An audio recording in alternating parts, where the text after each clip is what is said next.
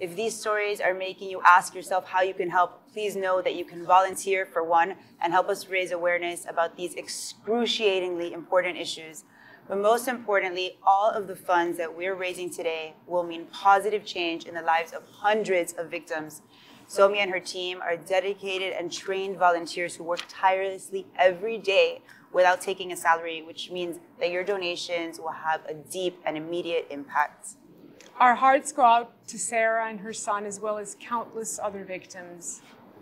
In this last segment, we got a unique, up-close and personal look at a No More Tears rescue operation. And now we're back at the studio with Somy. Thank you, Somy, so much for all your hard work and for being with us. Thank you for everything that you're doing for us today. Thank you so much. You guys are the heroes. It's our pleasure. It really is our pleasure.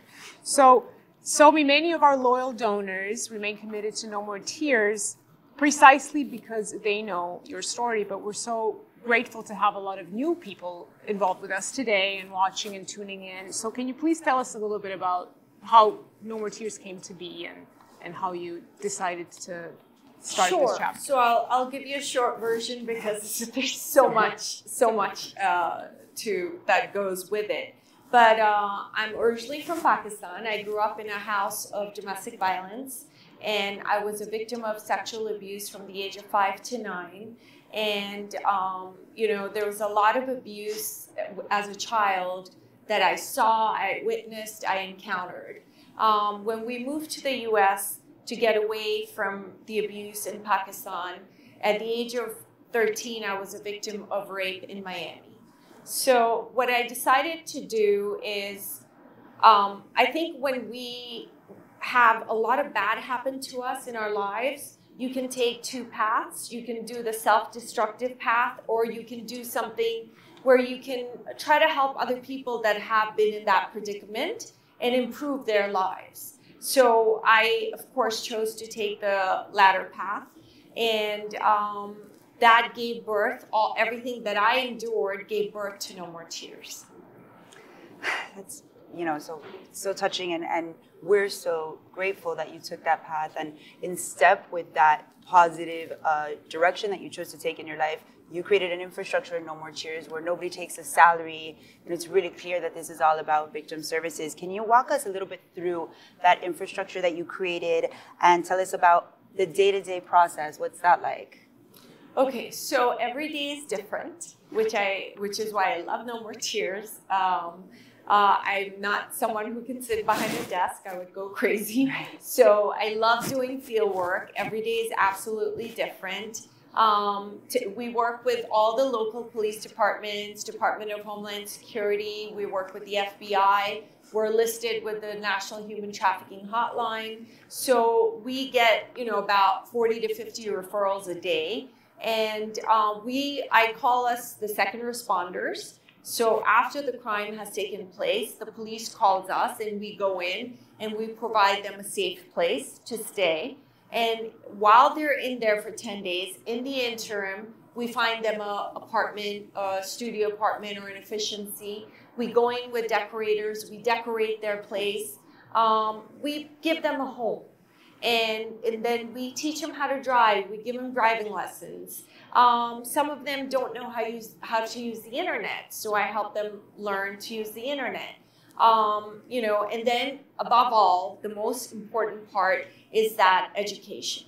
We have to make them financially independent, and we provide them therapy, immigration attorneys, family law attorneys, every service under the sun. So I call it a target of services for victims of human trafficking and domestic violence, and of course children that are sexually and physically abused. We provide every service that you can think of. What I take pride in is that no one takes a salary, and another thing I take pride in is that there's no waiting list. Whoever calls us for help, they're helped right away. There are no waiting lists at all. A lot of our donors wonder how you're able to do so much as no one takes a salary. Do you want to share with our audience a little bit about why you're able to do this so selflessly without taking a salary? Sure. So I own 4 properties, and I live off of the rental income. And when I was a teenager, from the age of 16 to 24, I was a Bollywood actress, and I saved all my money, and I put $850,000 of it I donated it to No More Tears to start the organization, and the rest went to my schooling, so I have no student loans, which is great. Then I bought 4 properties, and I live off of the rental income. So I did not, as a survivor myself, I did not want to do this work for money. And I don't want to take away from anyone that takes a salary, but personally, for me, I wanted to do this work just as a volunteer, and I didn't want to take $1 for what I do. And Somy, we often talk about the fact that there's no such thing or no such question as what does a victim look like. So I'd love for you to touch upon a little bit, what are some of the signs that we can be on the lookout for in terms of spotting a victim? Like, how can we know, what are some of the signs that will tell us that somebody needs help? Well, when it comes to children, of course, the teachers notice, if the child has bruises or in schools. We get referrals from schools. I've had school teachers call us. Mm-hmm. And if you see in flights, if you see there's a man with a young girl and the girl is not making eye contact with the flight attendant, and if she's not allowed to order her food and she's looking down, she's very demure and looking down and scared, that's a sign. And as far as domestic violence victims are concerned, they have absolutely no control. So the abuser, who's a narcissist, what he really, really feeds off of is the control. So if he's financially controlling them, he's physically abusing them, he's sexually abusing them, he will not allow them to make friends, go on social media, and, go out on walks. We had a victim that we rescued that didn't even know how to use the thermostat. She was abused for 10 years because he had a lock on the thermostat, and he did not allow her to use the air conditioning. So when we moved her into her own place, we had to teach her. She said, how do I turn the air up and down? And this was in Fort Lauderdale, Florida, in America. She was brought here from a small village in India. So there's so many ways to spot signs, because typically they focus on the vulnerable, right? They look for the vulnerable, whether it's a human trafficking victim or a domestic violence victim. They focus on the vulnerable. So there are tons and tons of ways to spot signs, whether it's trafficking or it's domestic violence. And as far as human trafficking, I urge to parents to please monitor their children's social media, because the traffickers are out there looking to lure kids in. Instagram, Facebook, Twitter, Snapchat, all of that, whatever the new things are. I'm old, so I don't know what the new things are right now, but please, I urge the parents, please monitor their children's social media, because we had a case where a young girl who was 15, and she said, on social media, on Facebook, she said, I hate my mom. And, immediately a female recruiter got on Facebook, and I said, I hate my mom too. Bam, created a bond. She talked to her for 6 months. And then she said, I'll pick you up at 3 a.m., pack a backpack, and I'll rescue you from your mom's house. Picked her up, took her to a motel. 4 men were waiting in the motel. They drugged her with heroin and they raped her, and that's called the initiation period. So social media, it's great for businesses, it's great for nonprofits, but it's also horrible when it comes to luring children or young men and adult women into sex trafficking. So parents really need to monitor their children's social media. That's really heartbreaking, and I think it also leads us into the question of, I think people have certain perceptions of what a trafficker may look like, or what an abuser may look like. Right. And I remember you telling us one time that Jeffrey Epstein was really only the tip of the iceberg. So can you tell us a little bit about who are these abusers? I mean, who are the traffickers? Well, who are the people I think the movie Taken was the worst depiction of human trafficking. Human trafficking is nothing like Taken. And that's not what, Hollywood is not depicting human trafficking the way it is. It is not a white van waiting outside a school to grab a child into the van.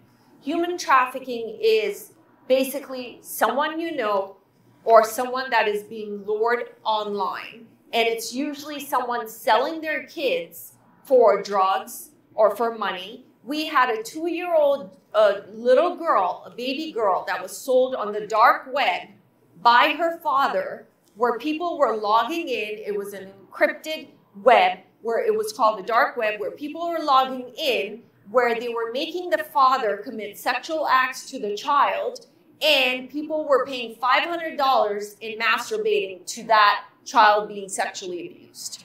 So it's horrendous. This is really, really a big problem, and as a society, we need to do something about this. And I know that in my lifetime, I'm not going to be able to eradicate human trafficking and domestic violence, but I refuse to sit here as a survivor of abuse and do nothing about it. I refuse to do that. And my purpose in life every day is to get out of bed and rescue these people, whether it's a man, woman, or a child, or a victim that is from the LGBTQ community. I think it's important to talk about how this already atrocious reality has been affected by the current climate, and how numbers have only grown during this pandemic, where victims have been meant to shelter in place and things like that. Absolutely, absolutely. Since the pandemic, okay, we were on an average, I was answering about 50 to 20 calls for help. After the pandemic, we were answering 40 to 50 calls a day. And majority of them were domestic violence because people were furloughed, they were laid off, and all the abusers were at home. And, you know, pandemic is a reason, yes. COVID is a reason, yes. But I think there's also a streak of this individual who has committed abuse prior. You don't just all of a sudden, because of a virus, start beating up people. So, but it's just unprecedented. The call volume is unprecedented. I've never seen anything like this. This is my 14th year of running this nonprofit, and I've never seen anything like this. And by the grace of God, we have been able to help, since the pandemic, 106 victims of domestic violence, human trafficking, children that are sexually and physically abused, and LGBTQ members of that community. Because what is happening is we had a 16-year-old child, a young girl, who came out to her parents and said that she was gay. And her father threw her out at 2 a.m. in the middle of the night and beat her to the pulp, and said because he was religious and he did not accept her being gay. And then, of course, she's under our care now. So, you know, it's preposterous to me that we are approaching 2021 and we are still fighting for rights of the LGBTQ community. It is appalling to me that when are we going to get educated and understand that, look, it's hard enough to be straight. Why would anyone choose to be gay? I mean, you know, and we're all the same. We're all the same. It's just such a thank you. It's just mind blowing to me that we're still in this era, in this time, we're still fighting for the rights of the LGBTQ community. For sure. For sure. How many victims would you say on average you have from the LGBTQ community? Since the pandemic, we have helped 30 victims from the LGBT. And also trans lives are at risk. And I'm tired and disgusted and appalled at how many trans women or trans men are losing their lives and they're getting murdered. This has to stop. This really has to stop. We are all human beings. We're all one people. And you're getting killed because you love someone, and you're getting murdered because you want to be who you think you ought to be and who's the real you, and people are murdering you for that. It is appalling. These atrocities are so outlandish that I think sometimes it's hard for viewers or existing donors or potential donors to really even wrap their head around this. And I think it's been really helpful sometimes when you are able to break down even city rankings, or for people to understand, every how many blocks in their own cities someone's being held against their will. If maybe you could share some of those stats, I think it really helps to shed a light on how real this is. It's everywhere. I think there's, first of all, there are so many aspects to this. And I wish we had 17 hours to talk about this. But the problem is, number one problem, in my opinion, is victim blaming. People need to stop victim blaming. Look, California is number one when it comes to human trafficking, okay? Then there's Texas. Then there's South Florida. Then there's Ohio. It's very prevalent. Every 8 blocks in Miami, someone right now is getting trafficked. Some of the trafficking victims are not allowed to eat unless they serve 40 clients in one day and they get one meal. They're not allowed to eat. I mean, this is a real big problem. This is a pandemic within a pandemic, and we need to do something about this. And there are actual stats out there, and I see this every day on a daily basis because of what I do. But we really, really need to wake up and do something about this. It's really, really infuriating and sad. So I know you have a huge network of volunteers who donate their time and their expertise. I know people who help you rehabilitate victims range from lawyers and doctors. And they provide their services in creating life-changing services. So if you can tell our viewers a bit about how they, if they're interested as professionals, how can they donate their services? Absolutely. They can email us. They can go to nomoretearsusa.org and go to the contact section. My email is right there. You can reach me directly.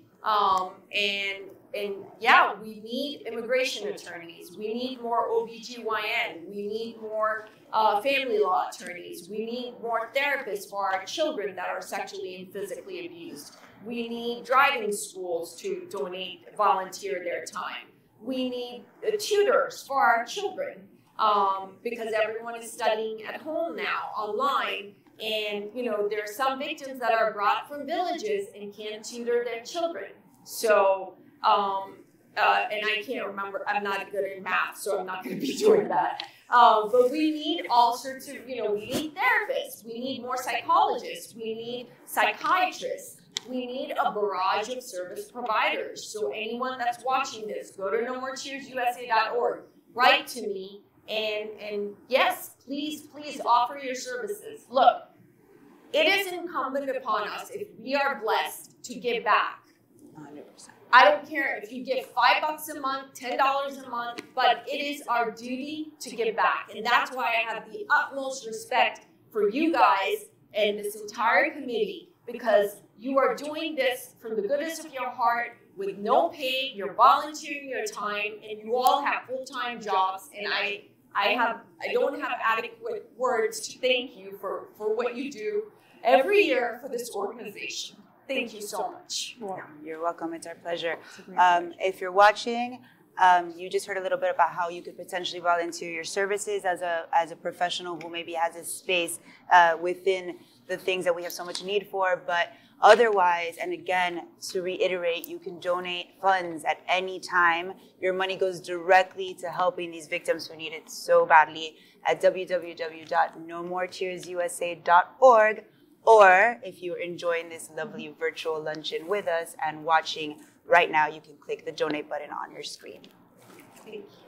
And please don't forget that we have the silent or online auction still going on. It's going to be closing at 5 p.m. Eastern time. And it's really also fun stuff. It's a really, really good auction. Every dollar goes to No More Tears, and it's easily accessible also from the No More Tears website. I think one last thing we did want to touch upon before we have to give you up, Somy, is a little bit of what your plans for the organization are for the future and how you continue to take your efforts and move them forward valiantly. Well, I think I love our model. I love the fact that 100% of the money goes to the victim services programs, which means the doctors, the lawyers, the driving schools, their education. The first victim that we helped in 2007, she graduated with a PhD in pharmacy. And you probably know this story. I want to share it for our viewers, that she was a woman brought from Jordan via an arranged marriage. Her goal, she wanted to pursue an education. She wanted to get her PhD. She used to hide in the bathroom and teach herself how to learn English from an Arabic English dictionary. She used to hide the dictionary in the bathroom and hide in the bathroom because the husband would not allow her to go to school. She found our brochure at an Arab ethnic grocery store, and she contacted us. And when we went in with the cops to rescue her, she had chunks of hair missing from her scalp. She was black and blue all over. And the happiest moment of my life, the happiest day of my life to date, was 2011 when she graduated with a PhD in pharmacy from Nova Southeastern University, which was my undergrad, and I attended her graduation. And she's now a monthly donor. So she's my hero. So the model, I love how the model is. And I'm sorry, I forgot your question. I just wanted to talk a little bit about your plans for expansion and the future of No More Tears. Obviously, our model. As far as the expansion is concerned, look, we have helped. We have flown in a victim from New Delhi, India. He came out to he didn't come out to his parents. He told his cousin, and his cousin told his parents that he's gay. And the entire family was planning to murder him. And he overheard that. So he reached out to No More Tears. We sent him an airplane ticket, and we flew him to Florida. He is about to graduate from real estate school. He has his own apartment. He got his driving license done. He has a driver's license. We helped him buy a car. So we tell the survivors, if you put in $1,000, we'll meet you halfway. We'll put in $1,000 and we'll buy you a car, a used car, of course. But it will take you from point A to point B. And now this gentleman, whose life is saved, is our monthly donor. So I've flown to Virginia, I've flown to Maryland, I've flown to DC. I go wherever I can, wherever there's a need, but it's all contingent on how much money we have in our account. So we can only save lives if we have funding. So I urge the viewers to please donate as little as you can, as much as you can. No amount is too small. It all adds up. It all accumulates. And again, as a survivor of rape, sexual abuse, and domestic violence, I please request you to care for these people. Because when you're pulling out a child from a domestic violence situation, the little girl that you're pulling out of that household, who's 5, is going to learn that it's not normal that my mom was abused, and you are going to stop from creating another broken adult. And the boy that you're pulling out, the boy is going to know it's not okay to hit a girl. My brother and I grew up in a home of domestic violence. I know that it's not okay to be with someone that's going to abuse me. My brother, it will never raise his voice to his girlfriend. If he does, he's going to hear it from me. Thank you so much, Somy. Thank you for sharing your story. So we talked briefly about the various service providers who donate their time. So in this next segment, we are going to be learning about some of the service providers who volunteer their time and expertise to assist the victims. Let's take a look.